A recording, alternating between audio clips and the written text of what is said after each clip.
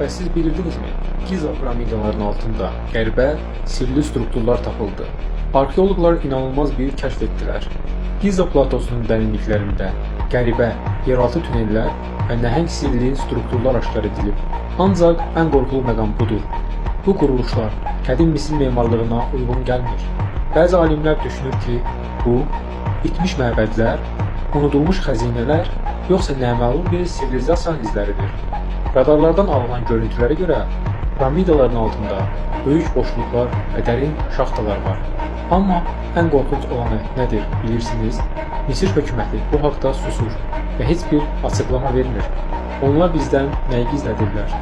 Bəs əgər piramidaların altında doğrudan da nəhəng yeraltı şəhər varsa, o kimə məxsusdur?